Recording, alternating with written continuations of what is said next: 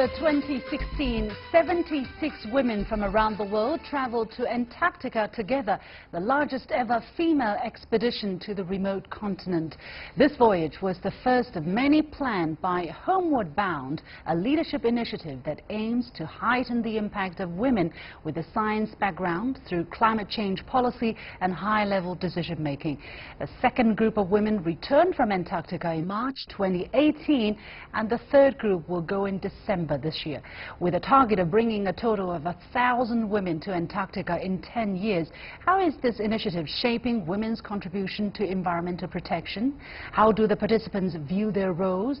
And what experiences did they encounter in Antarctica? Welcome to a special edition of The Point. I'm Li Xin. Today I'm joined by 3 Chinese women who are involved in the project.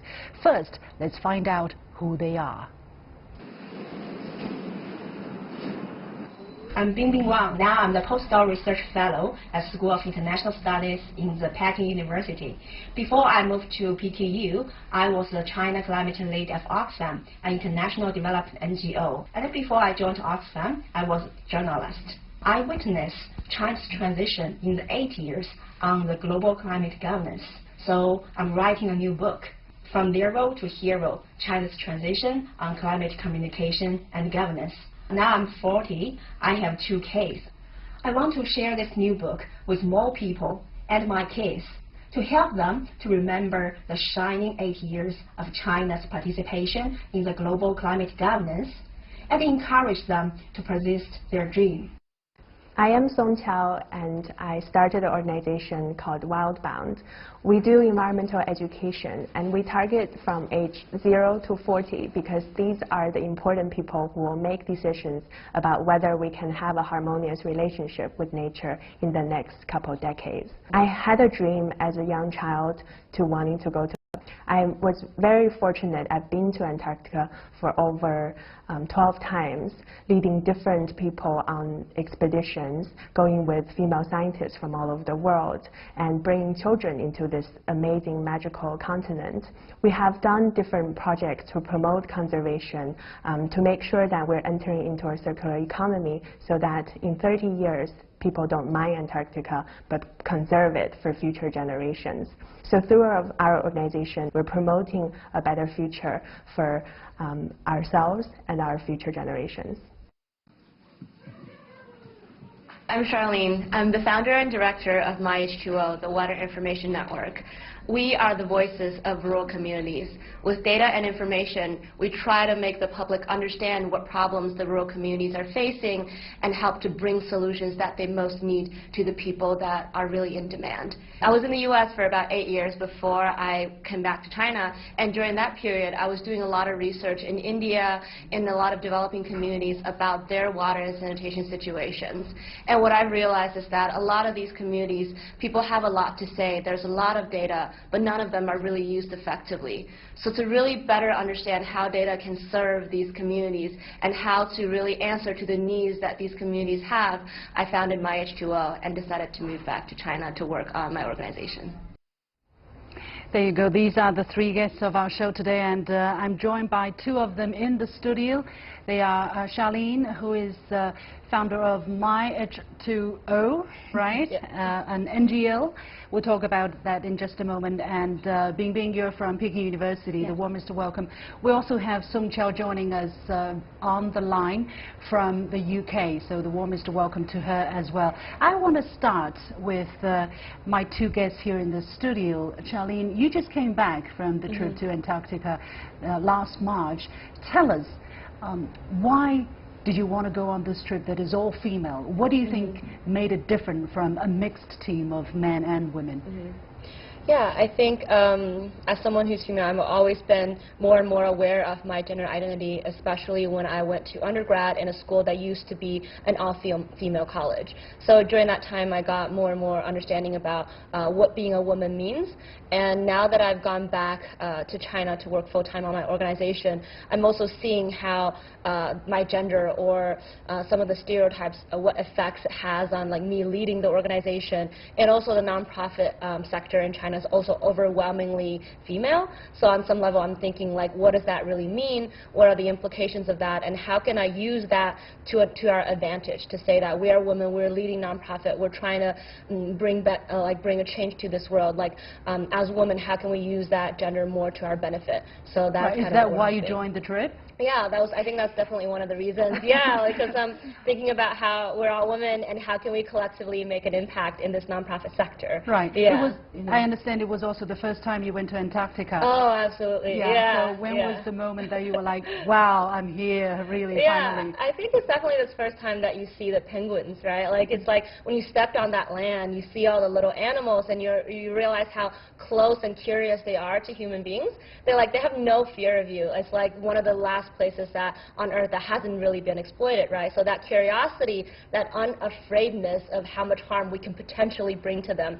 I was at shock when I saw this. I was almost in tears because I feel like they have so much faith in us. They have so much trust in us. We were supposed to be there to protect animals and worlds and nature like them, but most of the times we aren't. Yeah. So that was really shocking to me when I first experienced that. Right.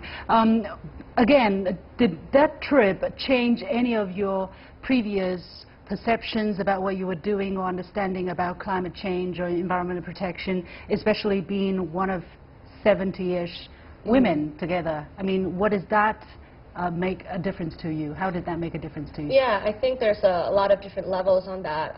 For the science part, when you're actually there, you do hear people talk about how, you know, the snow lines have been retrieving, the mixture of the penguins they've all been kind of going going south because the weather's getting warmer and warmer. Like, people observe that. It's not just like, you know, theoretical. It's not like a hoax or whatever, right? It's actually happening, and you see that. You see people talk about it. People live there for so many years, and they see it happening in front of their eyes. And so it almost visualizes all the facts and statistics and figures that we've been talking about and makes you see the impact right there. Sure. And then you also feel that alliance, right? Like, all the women in that boat cares about this purpose, and they're fighting for it in their own respective lives. And they all talk about how it benefits their children. They all talk about how they're afraid that what their children what they're offering to their children might not be the same as the world that we're having today. So you see that common shared sense of urgency. And then there's also something very special about the group of women, because as women, I think there's something that's very unique about the way that they understand the world and they perceive the world. And that's something that I haven't really thought about before. I always thought, okay, we're women, you know, we try to be the same as men, but it's this time that I actually see women has their own advantages. Like, we make decisions as a collective. We think about people who are disadvantaged because we're also disadvantaged. So in that sense, when you look at things from that perspective, you realize that we should take advantage of those sort of specific things that are very special to women and think about how to elaborate on that. Which has been amplified by that trip. Yeah, that, absolutely. You have seen. Let me cross over to Sung Chao joining us from the UK. Sung Chao, as we've learned from the video, you've been to Antarctica more than 12 times, you say. So why did you sign up to go this last time in 2016 among a group of 76 females from around the world again? So the first time I went to Antarctica, it was really a childhood dream coming true. And it was very fortunate of me to be hired as an expedition guide after that trip to be able to go back to Antarctica.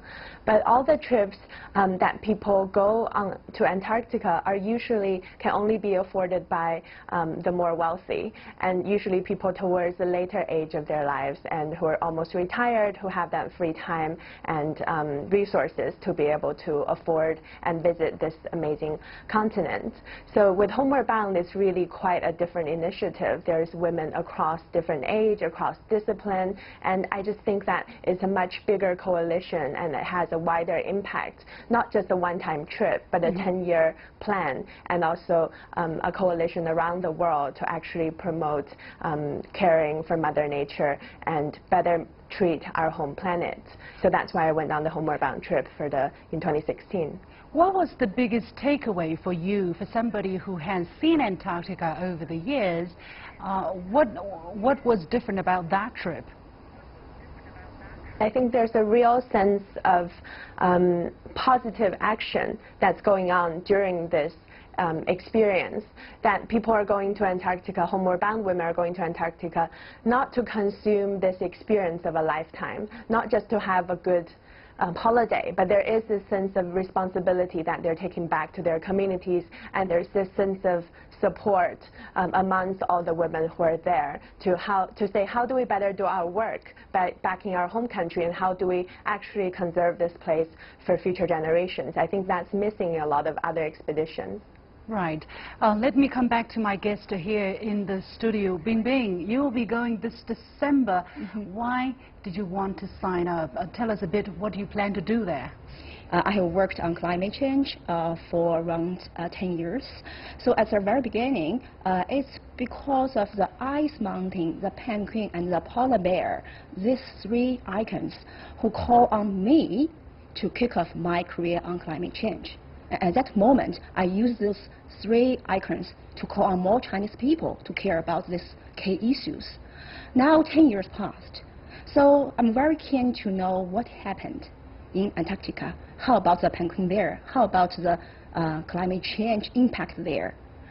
And another point is, I'm a mother. I have two kids, and both of them like reading stories. They like penguin very much. But when I tell them, do you want to have a look at the penguin by yourself? And they say, no, it's so far away. So they never thought they can be there. They can be the witness. So I want to, you know, to join this program. For them. Yeah, to show, yeah, you can do it, to pursue your dream. What kind of concrete work are you going to do? I mean, I understand this is not just a week tourism. It is 3 weeks, right? You spend time visiting different stations from different countries in Antarctica. So do you have any concrete plans what you're going to do? Yeah, it's a very good question. Actually, Homeward Bound is not only the 3-week voyage in the Antarctic. It's a 1-year plan, 1-year program. So we have 1 year to prepare on and have get courses from the organization to get the leadership courses. So at this stage, I'm working with my peers, the Chinese group, 7 colleagues. We are discussing what we can do. For example, we are thinking, first of all, we can write a book to introduce, because there are around 80 women from around the world in this group, and all of them have different kind of excellent stories, personal stories. Right. So we can write them out to tell more people, to encourage more girls to pursue their dreams and to be themselves. And second, we are thinking to use our background. For example, I'm working on climate change communication, and to especially, you know, to tell people how to communicate the climate change issue. So we are thinking maybe we can reflect this kind of icons to say how to call on more people to take real action. You know, because there is a big gap between the public perception and the real behavior. Right. So it's a very important message to send out more effectively, and you want to do that through your trip. We have been talking about female expeditions, all-female expeditions to the Antarctica, and you're watching a special edition of The Point. We'll be back right after this short break. Do stay with us. You have been watching a special edition of The Point, and we are talking about female participants to expeditions of the Antarctica. And I want to talk to all 3 of my guests here about the kind of imbalance in the number of female scientists and researchers compared to men.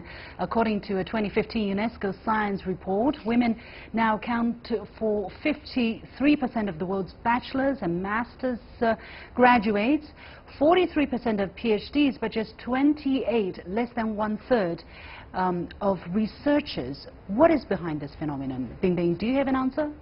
I can give you a example. Last night I was invited to a university to give a lecture to the students, and I noticed most of the active students who want to answer my questions or respond to me is boys, not the girls. Why?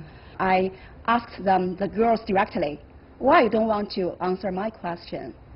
And they said, I don't think my answer will be unique or will be useful. So I think they are not so confident about themselves. Charlene, your take? Have you ever thought about such an issue, or you're just focused on what you do?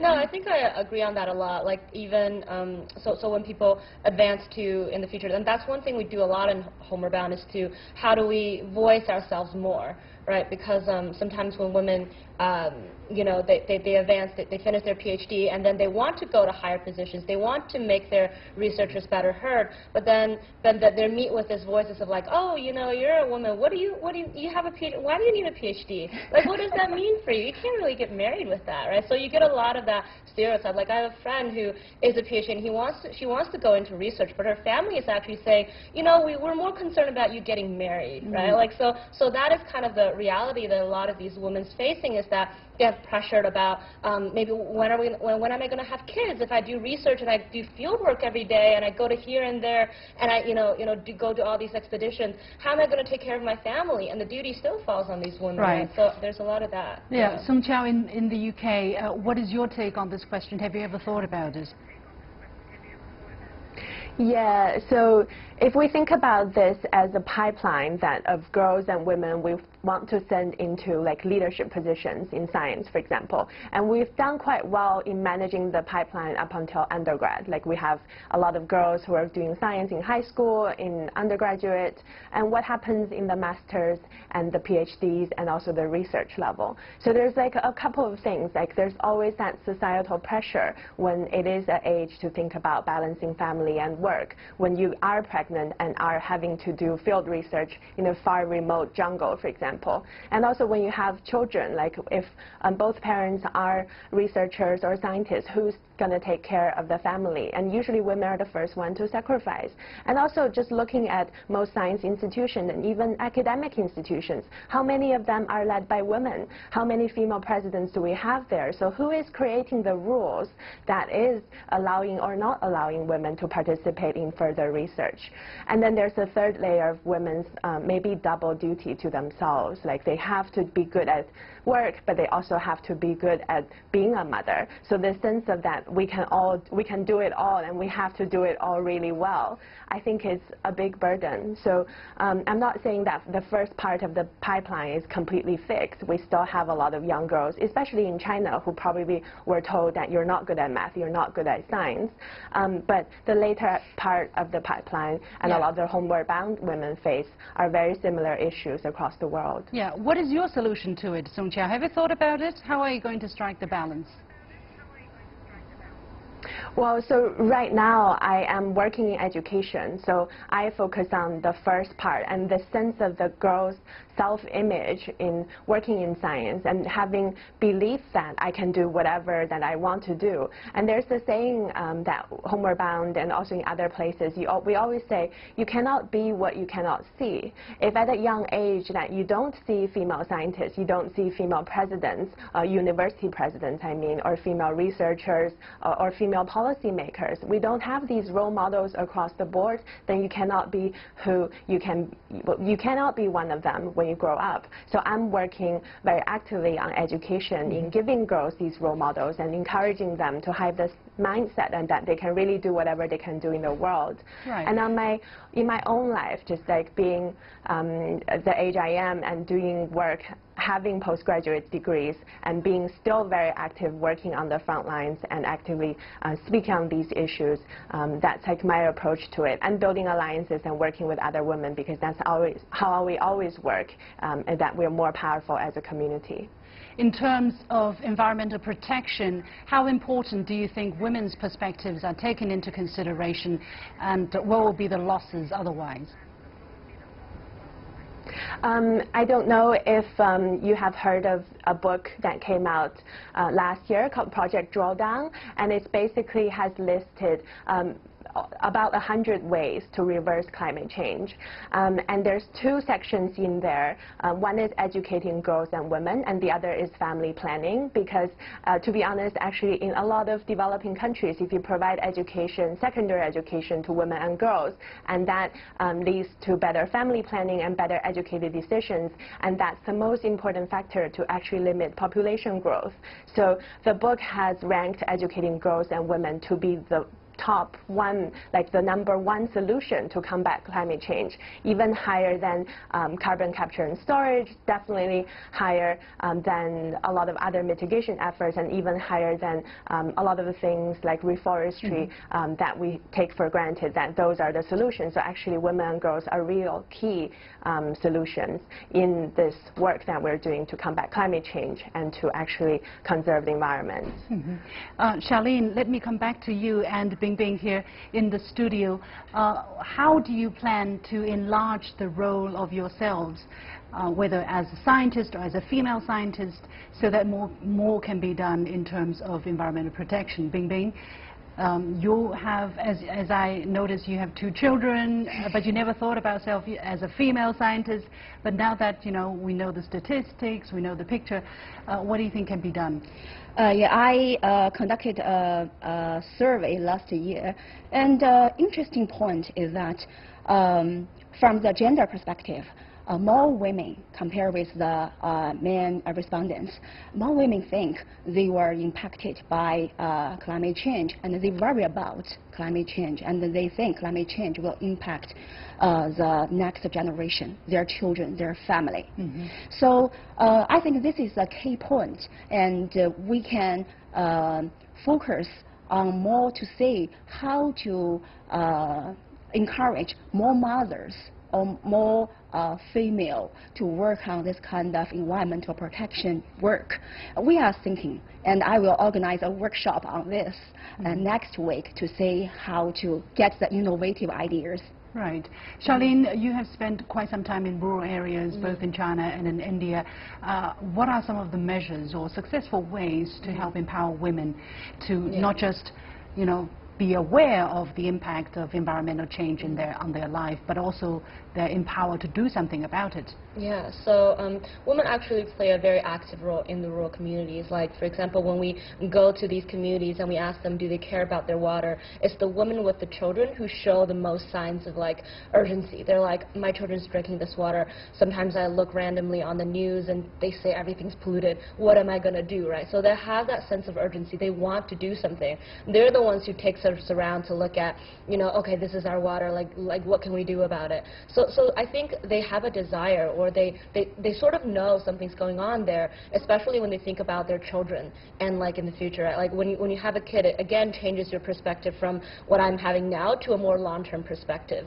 So how do we bring that into the rural community? Right. Especially as the rural communities now, they're becoming more and more wealthier. They have the capacity to also think about how do they conserve, how do they change their fertilizer and things like that. And now I know a lot of organizations and us as well, when we go into these communities, we're bringing in educational programs specifically at increasing their awareness and their interactions as a community, not just about themselves at the present moment, but more about how does you pollute the water, what does it happen to other people, and then you pollute the water now, what happens 30 years later when your children grow up and drink this water. So a lot of that has to be brought into the picture. What kind of effort is going on to bring the society, individuals and the government together so that you have some kind of a co-governance in dealing with the problems that you talk about? Yeah, so bringing a lot of people together, I think that takes more and more initiatives, raising awareness about these types of issues, raising our awareness of what we do in these communities, what are happening. I think the government's becoming more and more aware of this. There are more and more coalitions built in these communities. But I do think that that's still an ongoing effort, especially in the rural communities. But in the cities and other places, it's more self-organized, because I work in the non-profit sector more, so I see more and more self-organized groups that are working on women issues, empowering women. Right. But yeah, I think that's something that they can try to engage more from the government side. I still have a little bit of time. Let me go very briefly to Song Chiao once again. Song Chiao, in terms of empowering women further in terms of environmental protection, what further obstacles are you seeing that have to be overcome? I think women is a general term, but there's so many different kinds of women that we're talking about here. You know, Charlene's working with rural women. I work with girls and also parents. And then we also have women who are in all across of life who may be caring about the environment who don't directly work on it. And then we have women in the environmental sector. So I think we need a coordinated approach for all of these different kinds of women. So for women who are currently victims, like they need to become the power of change. They need to become the agents of change, like what Charlene is saying and what you're saying, that government, that public institutions have a role in facilitating that. And as Bingbing has said, there's already women researchers who are working in climate change, who are working in environment, and a better coalition among that. I think, for example, on some larger platforms, like there's UN Women and there's the UNFCCC, so these different initiatives sometimes work in silos, like gender issue is not a climate issue or not an environmental issue, and the environmental issue is not a gender issue. But the reality is that all of these are very closely connected. And I think by having broader public awareness around these issues and by collaboration, and frankly I can think of just one or two organizations in China that's actively bringing these two, women and environment, together. But having more actors and having more dialogues is definitely the first step to having more active voices and active actions in China. Right. Coming back to the studio here, Bingbing, what is the biggest obstacle you are faced with in empowering yourself and empowering other women to be on board the fight against climate change? I think, first of all, just now you mentioned co-governance. It's also one of the key findings from my book in the past 8 years. And on climate change issue, especially on the global climate governance, there is a very good example that China government cooperate with NGO, media, and multi-stakeholders to try to joint governance and to share the achievements. I think the obstacles in this process is that, as we discussed, women's voice is not loud enough. So I think it's very important when we talk about climate change, when we talk about environmental protection, we should also think about the gender perspective to encourage more girls to voice out. Thank you very much. I do see a trend of the increase of Chinese participants in this Homeward Bound trips, right? The first year was only one. Song Chiao was the only participant from China. The second time we have 6? 4. 4, yeah. Okay. And this time in December we're going to have 7. So that's already pretty big jumps. So thank you so much to Bingbing and Charlene, and many thanks to Song Chiao also as joining us from the UK. I do hope more women can be more empowered to fight climate change. And that is it for this special edition of The Point with me, Liu Xin. My 3 guests have been Song Chiao Yao, co-founder of Homeward Bound, Bingbing Wang, postdoc research fellow of the School of International Studies at Peking University, and Charlene Ren, founder and director of My H2O. And that is it for this edition of The Point. You've got the point.